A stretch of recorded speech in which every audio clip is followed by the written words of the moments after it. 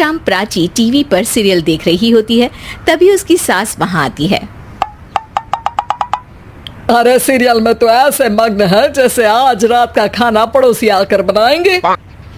मुझे पता ही नहीं था आपने अपने बेटे की शादी पड़ोस में भी की हुई है।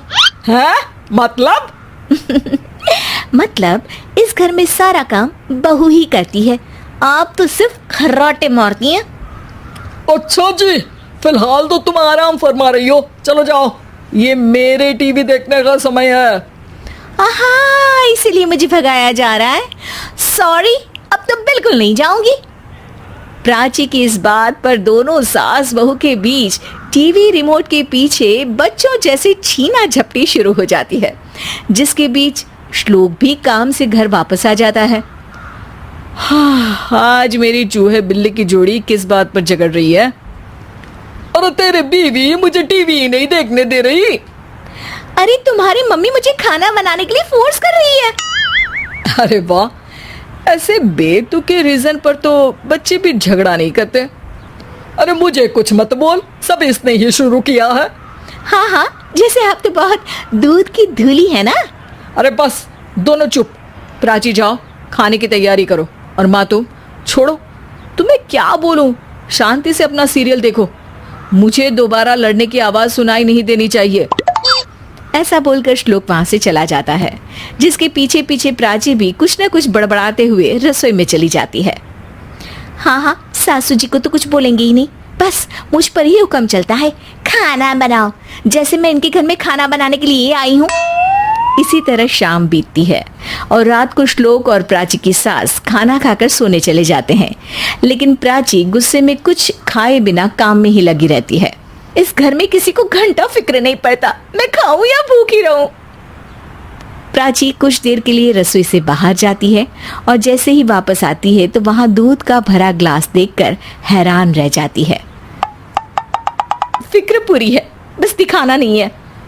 प्राची दूध पीकर सोने चली जाती है और अगली सुबह एक बार फिर सास बहू का कार्टून नेटवर्क स्टार्ट हो जाता है। ये तुमने ही किया है। अरे अजीब जबरदस्ती है, मैं बोल रही हूँ मैंने कुछ नहीं किया। दोनों ने मिलकर पूरे घर को पागल खाना बनाया हुआ है। यहाँ कोई नॉर्मल इंसान तो रह ही नहीं सकता, इसीलिए अब पड़ोसी क्या रिश्तेदार भी घर आने से कतराते हैं। और सुन बेटे, तू भी चंगा, तेरी माँ भी चंगी, तेरी बीवी भी चंगी, रिश्तेदार।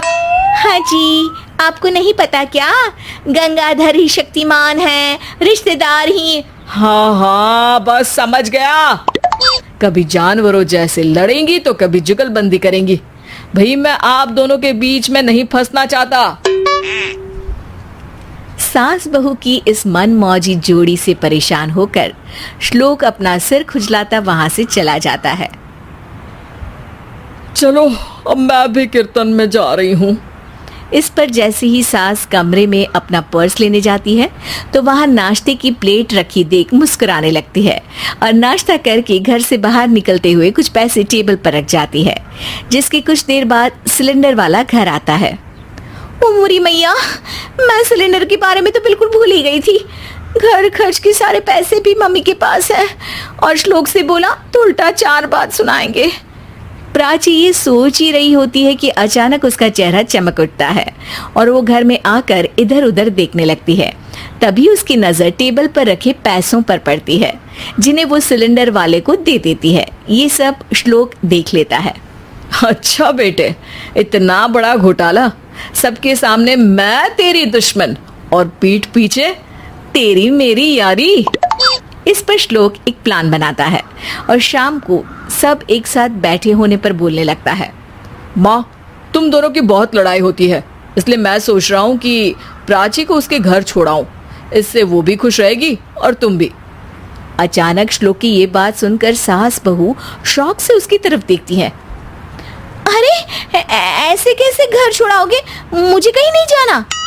अरे तुमने बोला नहीं पर मैंने सुन लिया, तुम्हें मम्मी के साथ रहना अच्छा नहीं लगता, मुझे पता है। अरे वो अरे, जब बहू खुद कुछ काम बोले तो वो तुझे सुनता नहीं, और अब जो इसने बोला ही नहीं वो तू समझ गया। जब उसे नहीं जाना तो फिर जबरदस्ती क्यों कर रहा है? अच्छा, फिर आपको मौसी के घर छोड़ाता हूँ, बस अब आप दोनों एक घर में एक छत के नीचे नहीं रह सकती। मैं इस टॉम एंड जेरी की जोड़ी को और नहीं झेल सकता। है? ऐसे कैसे नहीं रह सकते? तुम्हें इतनी दिक्कत है तो तुम्हारा बोरिया बिस्तर पैक कर देती हूँ, लेकिन मम्मी जी कहीं नहीं जाएंगी। बिल्कुल यही सुनना था मुझे। अगर दोनों में इतना ही प्यार है फिर हर वक्त ये लड़ाई का नाटक क्यों करती हो? देखा मैंने कैसे माँ किचन में दूध रखती है और तुम उनके लिए कमरे में नाश्ता रखती हो, और कैसे वो पहले ही तुम्हारी दिक्कत समझकर घर में पैसे रखकर बाहर जाती है। अरे भाई, इतना ड्रामा तो डेली सोप में भी नहीं होता जितना तुम दोनों ने इस घर में फैलाया हुआ है।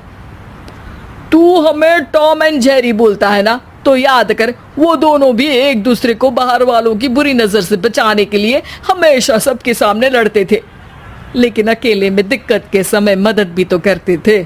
बस हमारा रिश्ता भी कुछ ऐसा ही है। और वैसे भी अगर सास बहू में तू मैं नहीं होती तो दुनिया वालों को कहानियां कैसे मिलेंगी?